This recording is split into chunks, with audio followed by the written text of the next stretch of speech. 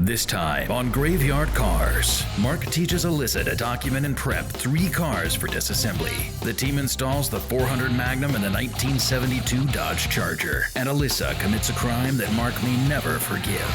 On this episode of Graveyard Carz.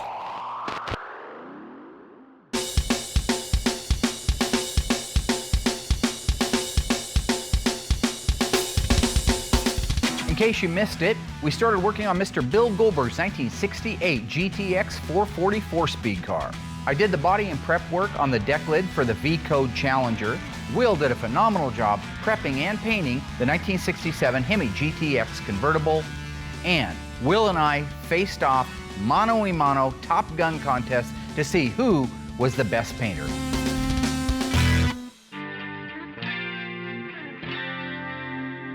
This is the time of year that we always go out and start looking for our new projects for next season and next year. I sent Mike over to Bend to pick up our next one, which is a 1970 Plymouth Roadrunner 383 4-speed lemon twist yellow.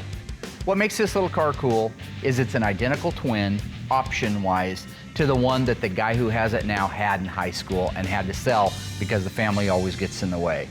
And now it's his time to relive his childhood.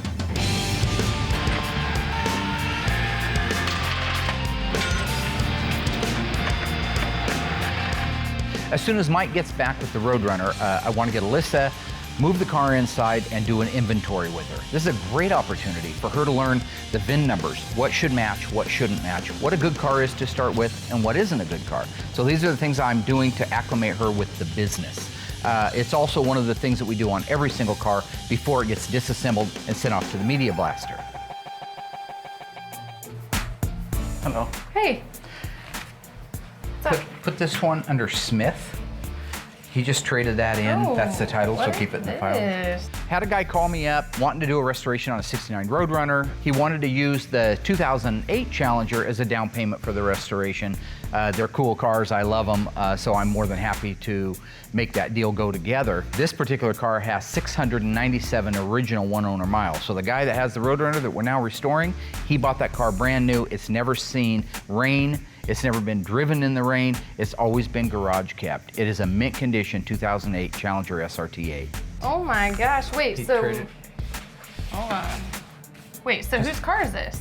It's mine now. It's your car? This is here? I didn't see it get delivered. No, it's out on the side of the building. I can't believe we have this. This is beautiful. Uh-huh, isn't that gorgeous? Hemi? Uh-huh.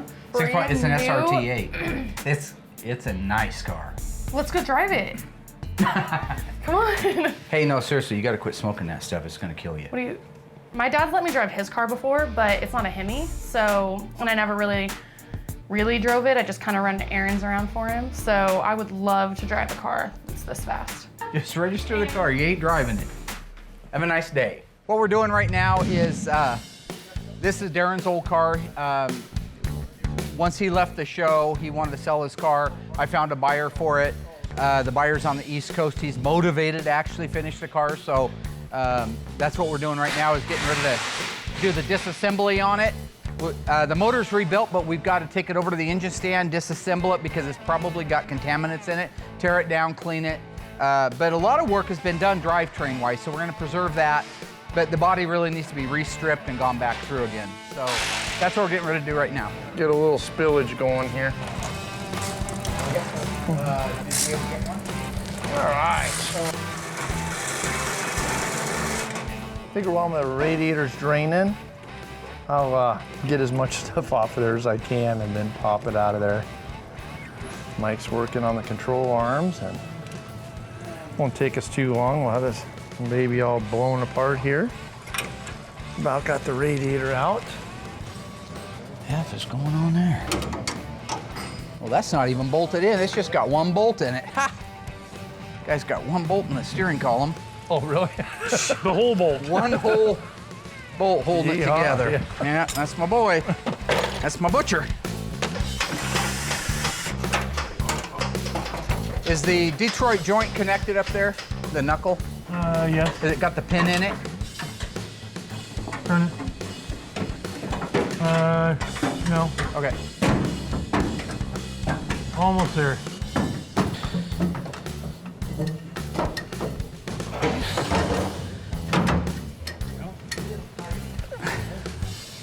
There you go, sir. Nice. It's a really cool car. I mean, no matter how you slice it, this is one of 916 1970 Dodge Challenger RTs. It's a 440, 375 horse U-code 4-barrel car, 4-speed, 354 Dana, which is A33 track pack. It's FC7 plum crazy, white longitudinal stripe, black vinyl top, no hood blackout, no V21 on the hood, and no spoiler. So the car's gonna be stunning when it's finished. It's gonna be a lot like our purple 6-pack car as far as just in your face right now colors. I'm actually looking forward to seeing it, and really I'm looking very forward to seeing it done. It's done its time in purgatory. Its previous owner didn't give enough of a care about it to put it together and spend the time and the money it takes to do it. So now that the new owner has it, I'm excited to be a part of the build. It'll go really quick, and it'll be a nice car to see back on the road again. Okie dokie. Good? Come Yep. down.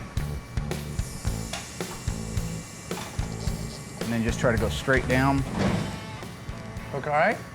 Yeah, it'll probably scratch a little of the inner fenders. That's okay. We've got to redo the engine compartment and everything. We're We're good? pushing hard. It's good. Sound. Beautiful. That engine was actually taken apart and rebuilt about 12 years ago. Darren had a buddy of his build it that's a really good engine builder. And so it's been together and it's been ran a few times. I'd try to get him motivated to work on it, and we'd fire it up and get it running, and he would get excited for a day or two, and that would be it. So it has been ran. It's never been driven. My guess is it has an hour, maybe 2 hours on it since it's been completely rebuilt. Everything went really well on the disassembly. It's kind of sad that Darren took 15 years to do what you saw, and we got it apart in about 45 minutes.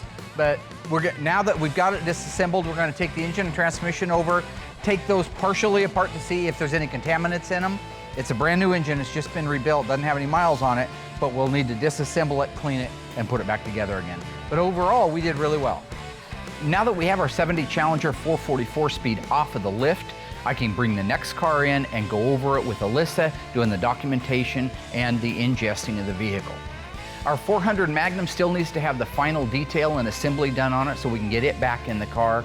And my daughter Alyssa commits a crime that may not be forgivable.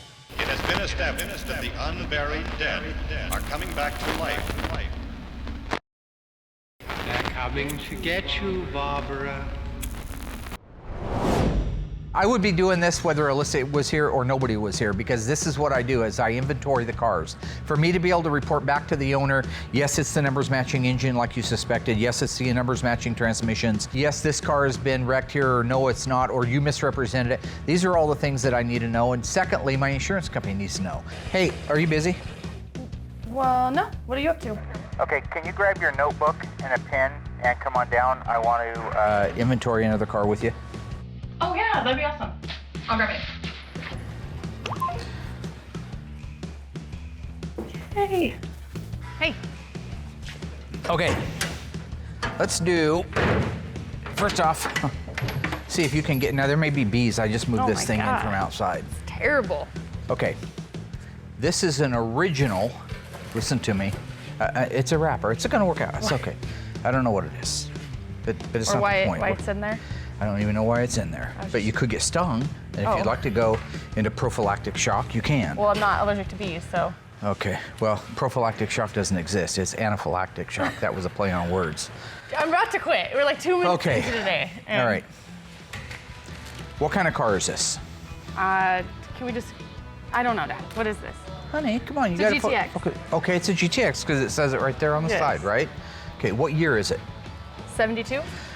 No, your VIN's gonna tell you everything, so I want you to read the VIN. What's the first letter? R. That's the Plymouth lineup.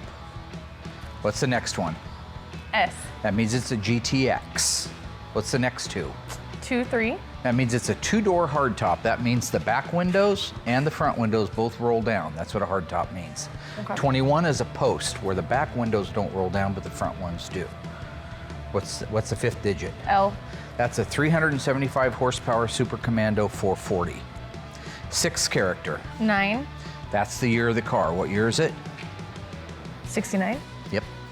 So write down your notes, 1969. What's the 7th character? Looks like a 6 or G or 6? A G. Okay. St. Louis. So the car was was built built? in St. Louis, Missouri. Write all this down, right? Car was built in St. Louis, Missouri. It's got a 375 horsepower, 440 Super Commando engine. It's a true GTX according to the dash VIN. Our job is to make sure that the rest of the car matches that. Okay. All right. Pretty original old interior. You'll see a lot of mold. Okay. Yeah, smell the mold. This car's too. out of Illinois. You can smell it. Right? What do we have for seats in this car? Look like they're black vinyl Black vinyl, and is that a bucket or bench? bucket. Yeah. Okay. Code for that is C55, Charlie 55. Does it have a console or no console?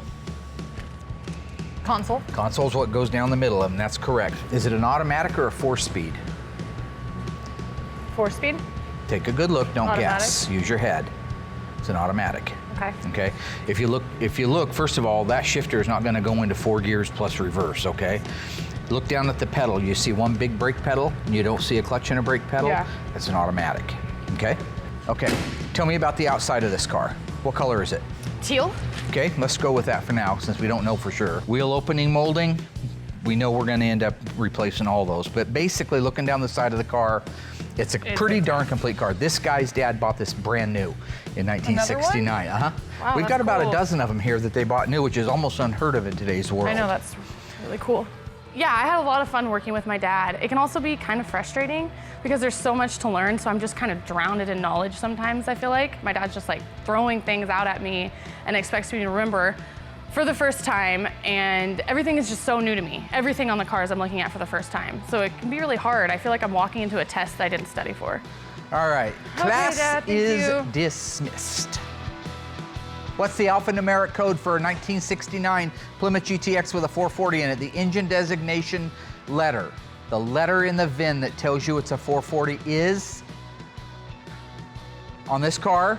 No. I don't know, God. L. Okay, L. Like lunatic. You just learned that a few minutes ago. She's getting there. She's doing a good job.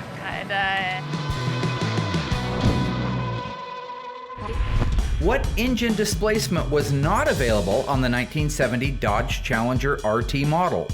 Was it 383, 340, 440 6-pack? The answer coming up after the break. This incredible story becomes more ghastly with each report. So what engine displacement was not an option on the 1970 Dodge Challenger RT?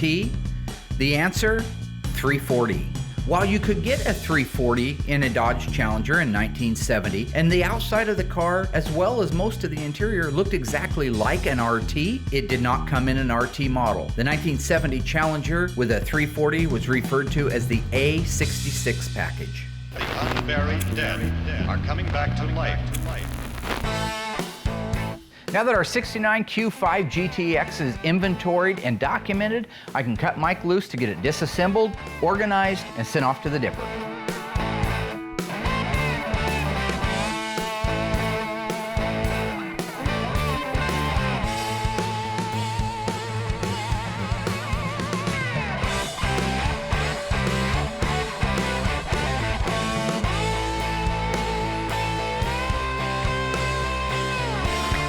All right, fall off there, you stupid piece of For sakes, what the going on? Come on.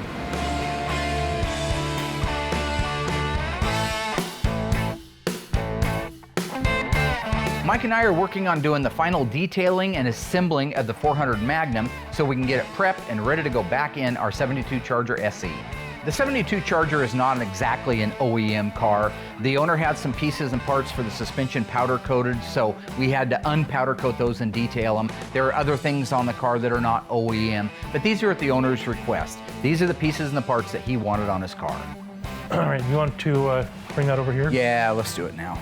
It's just gonna get too heavy after a while. I mean, I can do my end, but you always should. Yeah, you should. You definitely have that to worry about. Hang on. Oh, boy, you're really strong, Mark. Is that some sumo thing, or what is it? Look at that. Michael Von Doodle.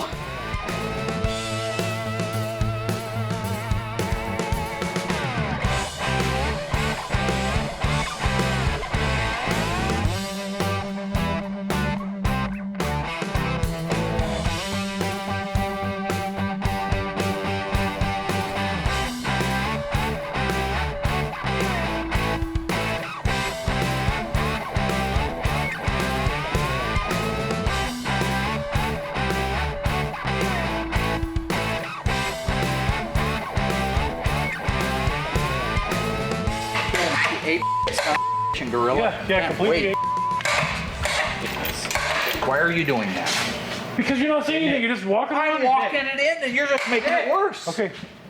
There goes, you walked right in, didn't you? I had it, but you just kept ramming it down. You want me to work off the ground. Yeah, that's what I wanted. I couldn't wait. Nothing excited me when I woke up this morning. Now see if those bolts were lined up, we could put bolts in it. Or if you weren't too stupid to be able to just twist it. Okay, yeah, let me hold this all day. Would you like me to let it down now? Or? Yes. Okay.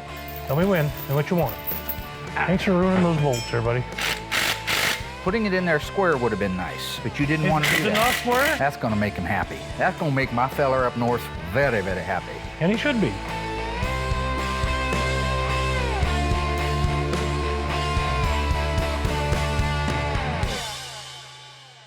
Mike and Dave are doing the final provisions to be able to install the 400 Magnum in the SE Charger. While they're doing that, I'm going to work with Alyssa on decoding our 69 440 GTX.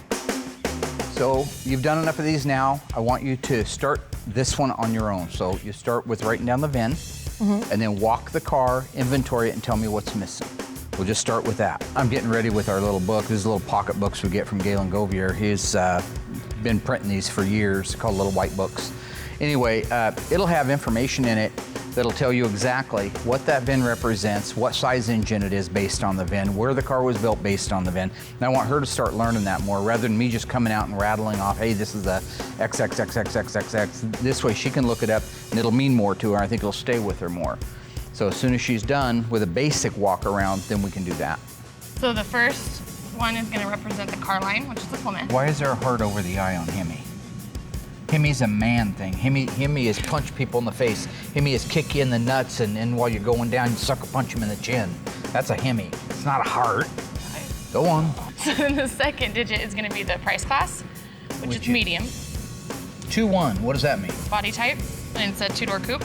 Two-door coupe. What's the difference between a two-door coupe and a two-door hardtop? We've done this several times. On a hardtop, the back window rolls down, and on a coupe, it pops out. Very good. See, we're getting there.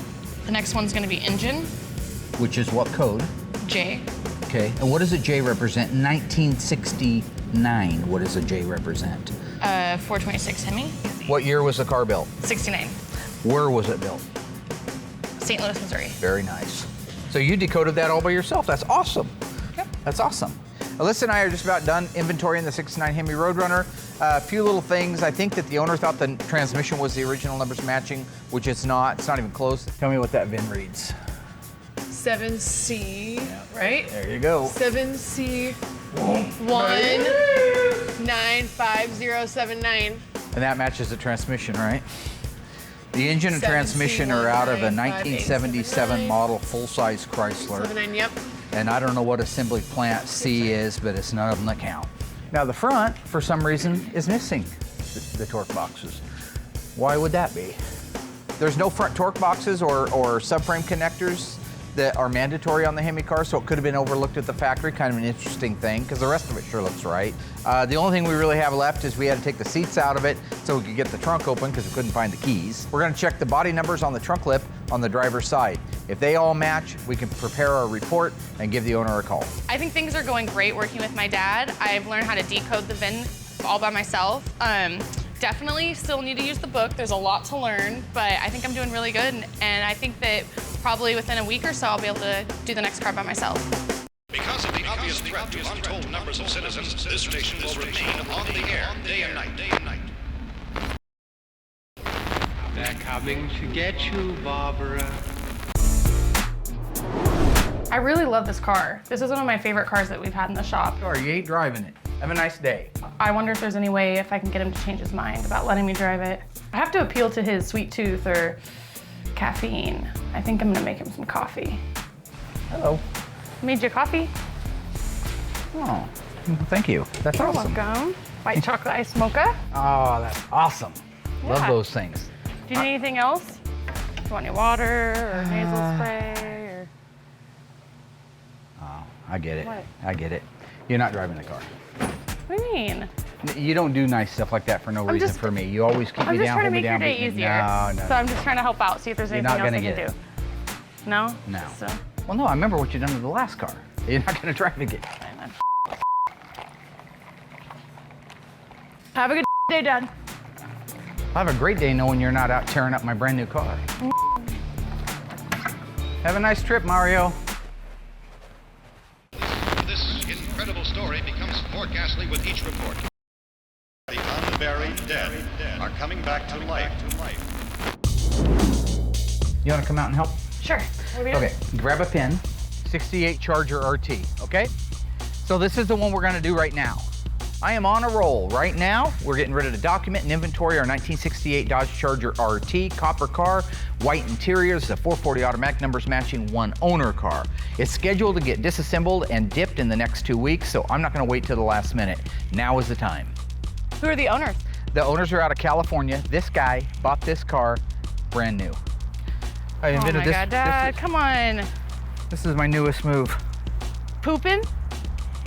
How is that pooping? Do we work? Yeah, Alyssa's doing a good job.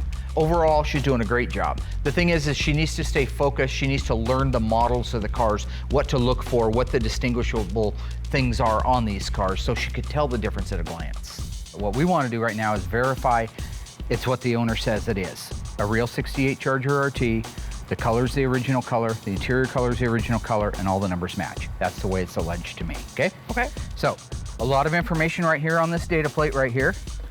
XS29, that's the first 4 characters of the VIN. You remember what S is? I don't. It's a special price class. It means it's the RT version of the Charger, okay? Okay. So we know that the fender tag right there matches exactly the first 4 characters of a real RT. And here's your body codes. The XS is Dodge Charger RT 68 to 70 only. So that would be your easiest way to be able to tell. So what's that VIN read? Gonna read XS29. I can tell you it stands for fast top. What does fast top mean? Fast top is the style of the body. See how this thing slopes off the back like this? That's what they called this particular style of car, was a fast top. See how the windows inset in it? Not incest, inset. Yeah, not to be confused. Your VIN code system is right here at the front of the book. Just a real quick thing. Go to 1968 passenger car. First digit is an X, means it's a Dodge, right? S means special. Special means RT on these cars, okay? Okay. 29, 2-door sports hardtop or fast top, Okay. okay? The 5th digit of the VIN on this one should be an L. 1 4-barrel or 2. 1. They only made them with 1 4-barrel, okay? The 8 represents the year, 1968. So the first thing we want to do is write down the full VIN number off the windshield. XS 29 Charger, L L 440, 8 B Hamtramck, and then the sequence. 285963. In 1969, the full VIN was on the fender tag. It matched the windshield, it matched the trunk lip in the back, and it matched the radiator support. In 1968, they used the shipping order numbers on the radiator support and the trunk lip, and it only appears to one section of this car right here. 68 and older, they didn't put the VINs on the radiator support, they put the shipping order number. Okay. The shipping order number is right here on the VIN tag. It's the last series of numbers right there. 077834. So this and this belong together. There's no ifs, ands, or buts about it. Now, the question is, did somebody take this radiator support out of another car, cut it out and weld it in here, put the 2 screws into it that make it look like it's an RT, and all of a sudden they've got an RT out of a 318 car? My guess is absolutely not, for one, original owner. Number 2 is, you don't see like a shiny core support that just got put in around an old muddy car. When these cars were going to be built, they got assigned a shipping order number immediately. Okay. Then they got assigned a VIN number. So we know the core support, radiator support started life in this car, right? Yep. Okay, they hide the other body number underneath this weather strip. Oh. Nobody's had this weather strip up. You can see that's old and rusty. Ugh. So we're gonna pull that first. Maybe you're taking some of the paint off, that's okay. Yeah, because we're gonna restore the car. So tell me if those numbers match the last 8 digits of the shipping order number. 077834. 077834. So we've established that all the body numbers match. The only things we have left to make sure of is the color codes for the car and a quick inventory of what's here and what's not, okay? The best example of an original color is inside the deck lid. Do you know why? Because it doesn't get faded from the sun. Right, exactly. It's kind of a reddish copper, right? Yeah. Okay, let's go look at the paint code. What are those 3 letters right there? MM1. MM1. Turbine bronze metallic. The M is the code that you're looking for. Turbine bronze. That's probably turbine bronze. Let's look at the interior, the trim, the C6W. That's your trim code. That's gonna tell you if it's a premium interior or not a premium interior and what colors it is, okay? And it's also gonna tell you if it's bucket or bench. First letter C means it's a Charger interior. That's good, because we've got a Charger, right? And then W will be for white, white with black trim. Make sure you have a white interior with some black trim. Dash is black. Dash is black, steering column's black, console's black, Looks like the carpet's carpet black. must have been black. But the seats in the interior are white. 1968 only, transverse. That means it goes around the back of the car. Sport stripe, white. So it is coded for a bumblebee stripe. I'm really glad that everything on the car is as correct as the owner alleged it was when it got here. It's a one-owner car, so it's nice to find out that there's no surprises. Educationally speaking, I can almost guarantee you that engine either started life in that car or it was put in within the first year. My guess is it's the original numbers matching engine, but until that engine's out on the ground and we can clean it, we can't be sure. Visual inspection is done on the outside of the car. We're gonna raise it up in the air and do a visual inspection of the underside of the car. It's a disc brake car. Ask him, did he order disc brakes? Did he want disc brakes? Because this is some of the first era stuff that get disc brakes on the Mopars. How you can tell if it's a sure grip rear end or a positive traction rear end. Chrysler calls it a sure grip. Okay. Okay. How can you tell? When you spin the wheel, the other wheel goes the same direction.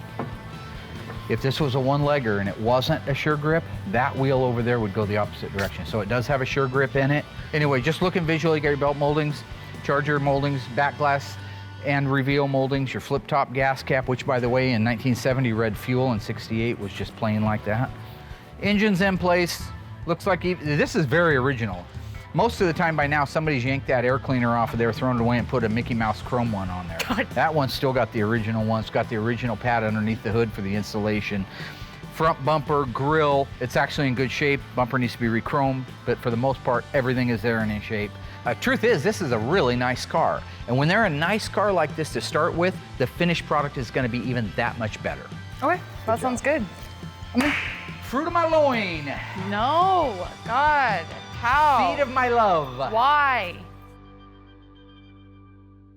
True or false? In 1971, you could order a Dodge Challenger RT convertible with a 340. The answer coming up after the break. This incredible story becomes more ghastly with each report. So, true or false? In 1971, the Dodge Challenger RT convertible was available with a 340. The answer is false. Neither in 1970 in any model of the RT or in 71 could you get the 340 high-performance small block engine. However, in 1972 with the Rally Package Challenger, the 340 was the standard engine. First eyewitness accounts of this grisly development came from people who were understandably frightened. Right now we're getting ready to install the 400 Magnum 4-speed in the 1972 Dodge Charger SE. Everything's laid out, rounded up, detailed to the best of our ability. There is some aftermarket parts on it, and we're ready to go. This is the engine that had the failure with the oiling problem. Remember that? Yeah. The guy had left a galley plug out of the front. Yeah. Such a simple little mistake ends up tearing an engine apart to make sure, but everything looked good inside and looked like the rest of the engine was built out right, so we just put it back together again and detailed it up. 72 corporate blue is the correct color, even though the Edelbrock high-rise aluminum and the Holley Demon carburetor, none of those are factory. Obviously, the chrome valve covers aren't factory, the headers aren't factory, the serpentine belt. But I will say, it's cool. It is cool. It looks look nice. good. It looks For a group really of good. guys that have the most boring looking engines on the planet every day in our shop, it's kind of fun to have something flashy like it. And you like shiny things, so. Yeah, yeah. The 400's cool. I had a 400 and a 67 Dart I had, and I love the motor. It's a great motor, so it's good to see it, and it's really cool how we put the aftermarket oil pan and the Edelbrock intake and then painted it all blue to make it look factory. I really like the fact he did that, and the serpentine system's cool. Mike did a fantastic job putting the motor together. It looks great. Oh God. Oh, she squealed. We're just gonna put it in this car here, I think. Right, bud. One more? Yeah. Boy, not much. Right there. Oh. You want to put it in this car? Okay, are you? Don't be a. No, I'm not being it. You're being it. You're doing it. I ain't doing nothing. I'm just saying I want to line up. What the other whole- car do you want to All right. put it in? Left or right? Well, I don't know. You keep saying go to the left. Well, I Next thing you lined know, it we're right going to up. be in Bend installing it in a Vega. Let's let this thing down. I think you're getting pretty close.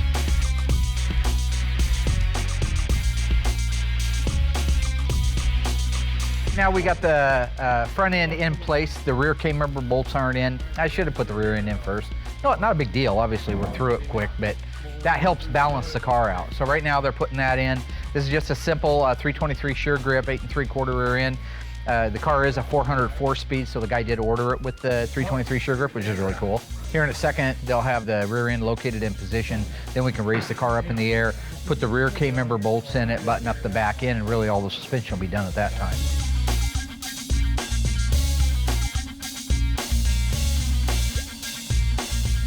All right, boss, ready for your plate there. Right there.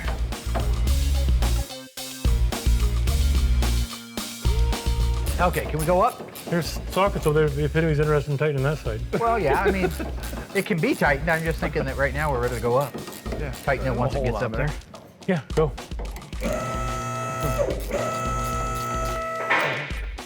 Not too bad, going together pretty smooth. It's because Mike's back there doing it. Mike's doing a good job. He always does a good job. All right, that one should be the driver's side.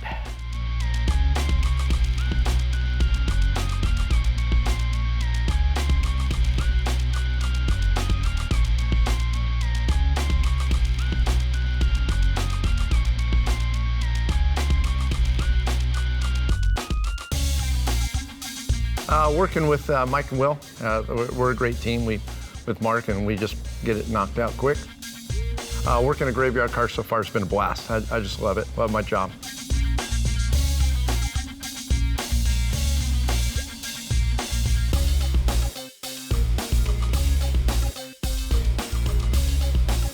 Everything went really well. We got the 400 Magnum and the 400 installed in the 1972 Dodge Charger. Did an awesome job. Mike helped out. Dave helped. Everything went really well. Will did a good job. Yeah. You're learning a little bit. I really wanted your hands. I mean, those two guys know how to do this. I want you to learn how. This is the third one I've done, so it's getting a little bit easier as we go. Next time, put those spring hanger bolts in the right direction. But other than that, Actually, they came that way. That had nothing to do with me. from the factory? Well, whoever built it out. You're gonna put that stuff on me? No, I was just saying if you notice something like that, you should say something. Yeah, I before didn't we notice it because I don't have enough experience in it. But I didn't put them in. Fair enough. Oublie boo boo chez abesois, c'est soir. Isn't that like a song? It's music, yeah. Oh, is that all you know? Yeah. Well, I don't know. I don't even know if those are the words. Okay. But it sounds like ubu boo boo c'est abesois, c'est soir, which I think is French for we should go get something to eat. That sounds good.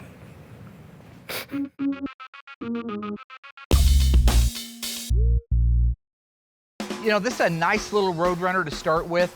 It's a great example of an older restoration that probably wasn't done by a Mopar expert, but that's why the owner sent it to us, was to get it done right. This is going to be a twofold learning thing for you. So one is what cars shouldn't look like when they're done getting restored. And it's going to be another car that we inventory so we can have it on our insurance list, so we can have it ready for the disassembly, which needs to happen right away. So first what I want to do is just give it a quick wash, okay? Okay. You remember how to wash a car? Yeah. Yeah. Found something you can do, okay. Not intimidated about this task. All right, let's see just how. Now, don't get crazy. Let's see what you remember about washing the car. The one thing I remember is you soaking me every single time. If you ain't wet, you ain't working. Oh, my hair.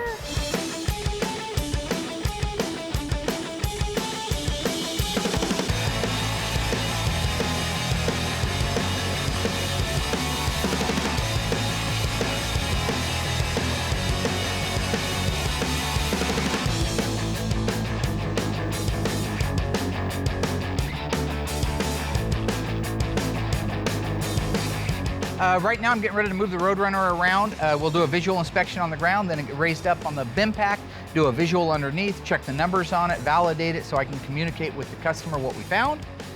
Meanwhile, Alyssa apparently doesn't want any part of that, so she snuck off with the old excuse, I gotta take a whiz or a pee, whatever it is girls do, all right? I don't do that. I hold my bodily functions until the job is done. So if it's a 48 or a 72-hour job, I mean, you're working with a time bomb. What are you doing? So I'm gonna take the key for the Challenger out of my dad's office. Why? So I asked my dad if I could drive the new Challenger that he got, and he said no. So I'm gonna take it anyways and see how it goes. Because of the obvious obvious threat to untold numbers of citizens, this station will remain on the air day and night. This incredible story becomes more ghastly with each report. So I asked my dad if I could drive the new Challenger that he got, and he said no.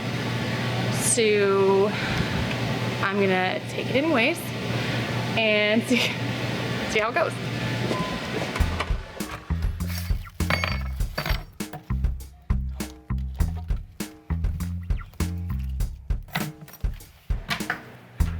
Hey! Just the guy I was looking for. Okay. What's your plan? I really want to take the Challenger for a drive. And my dad said no. So, I mean, it's easier to say sorry later on, you know, and ask for permission, one of those type of things. Okay, you haven't even got the gate open. Okay, well, go, come on. What? We gotta hurry. Okay, he always right here. It's a Hemi. He's right here. I know. He's right there. Okay, so. Where's Allysa? My darling daughter.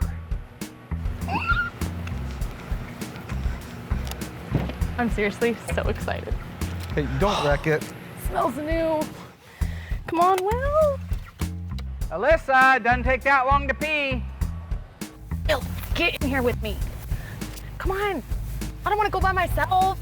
No, you're fine. Come on. No, just go. Will, I'll cover for please. What are you gonna say? How you? That you ran to the store real quick because it's 100 degrees. You're thirsty. You're such a buzzkill. No, there's a two-door car. I'm not sitting in the back. Okay, fine. Okay. Woo! Ooh, I like that. Hello? Oh, excuse me. Are you peeing? She's not even in there. Where's Alyssa? She took off in your car. In my car? Oh, the orange Challenger. No, she didn't. Yes, she did. She better not have drove it at all. She's in down the street. The car's got 697 miles on it. Okay, well, And she asked me the other day, and I said, not on your life are you driving that car. she's out. That's what she's doing. We've just seen her pull out. Woo! Yeah. We have people that just want to go the speed limit. Will, Yeah, did she drive my car? she's in the orange car. Why? I have no idea. Just go. Will, I'll cover for please. What are you gonna say? How you? That you ran to the store real quick because it's 100 degrees. You're thirsty. She asked me specifically the other day if she could drive it, and I go, it's got 697 miles on it. Nobody's driving it. I'm not driving it. It's been sitting. I didn't think about going back. That's a little scary of a thought, but this is exciting.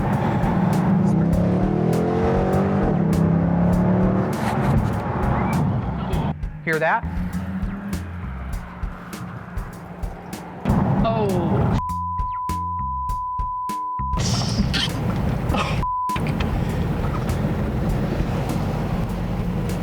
Hey, you know well I told you not to drive that car.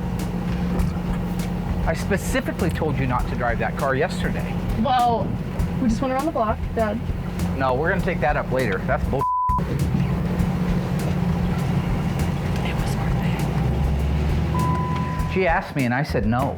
The car's got 697 miles. It's a one owner. Go steal somebody's new car and see how they react. They might not be real happy about it. Oh, do I have to go and face them right now? Maybe later? I don't know. Can I go home for the day?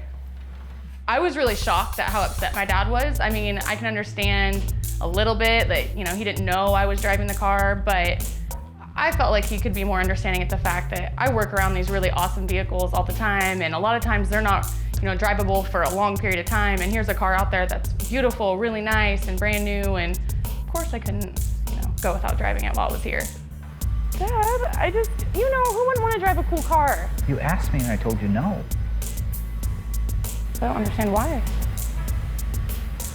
I don't know. I just took it around the block. I'm mad. She defied my orders. She went behind my back. I don't even want to be around her right this minute. I think that'll last like 2 days and then he'll forget he was ever mad. It's gonna make for the awkward rest of the workday.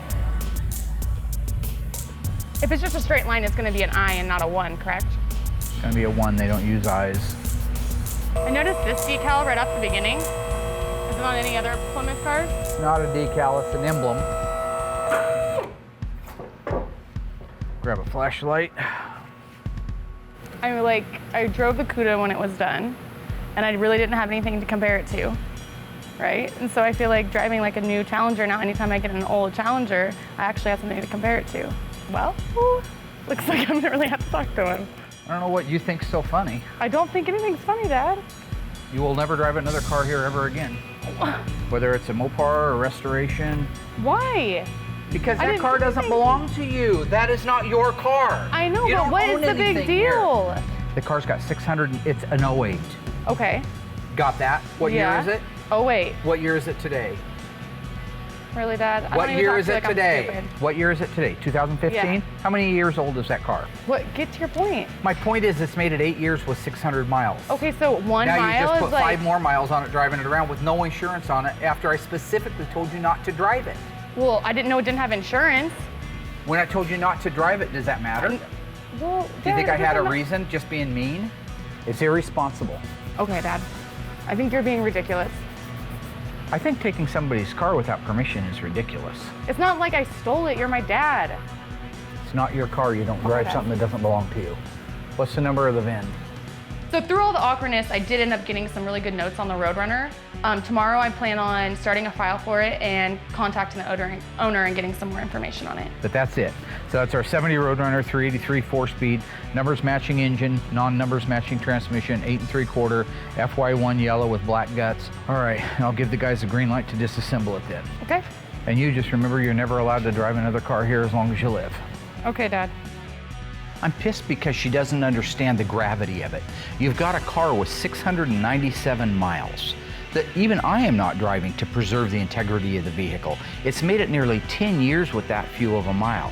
That makes that car really a tangible prospect for a potential owner. The more miles you put on it, the less desirable it is.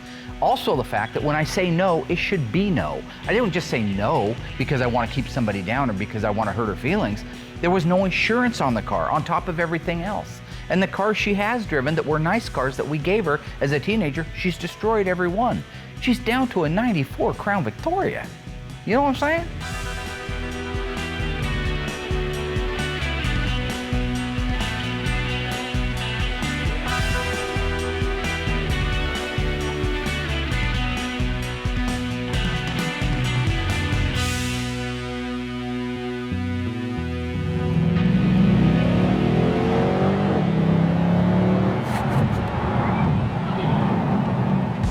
Next time on Graveyard Cars, Master of Mopar Tony D'Agostino comes out to assist Mark in the appraisal of 2 ultra-rare Mopars. And Mark shows off just a few of the cars that will be restored in the upcoming years on the next episode of Graveyard Cars.